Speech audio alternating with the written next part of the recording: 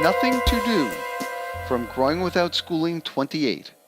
This is from an article by Debra Stewart in the Northwest Unschoolers Project, reprinted in the House Door, May 1982.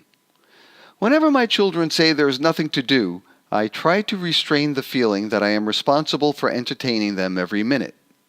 My upbringing conditioned me to think that to be a good mother, I should keep my children busy and happy all the time. But now I say to my child, why don't you sit right there in that chair until you think of something you would like to do? You know, they usually sit for about 5 minutes. I try to boost the hugs and conversation that I have with that child, realizing that his nothing to do may be a pay attention to me. But mainly, I try to have faith in him, to think of him as a person with ups and downs in energy and mood, to think that soon he will be thoroughly involved with some vital project, and that it is good to reevaluate from time to time. In other words, feel discontent and sit and do nothing. I've come to think of it as absorption time. My children have time out when they're fed up. So I respect their cycles. We don't expect ourselves to be at peak efficiency, but it's funny how many of us are expecting it of our children. You'll find that as your family becomes closer, the cycles of all its members will fall into a rhythm and will complement each other.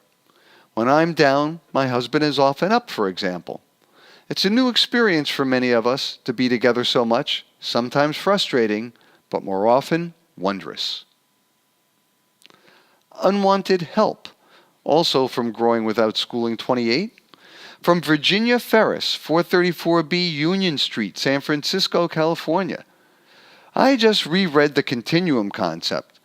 I was impressed with the idea of giving the child help when he asks for it, but not otherwise offering.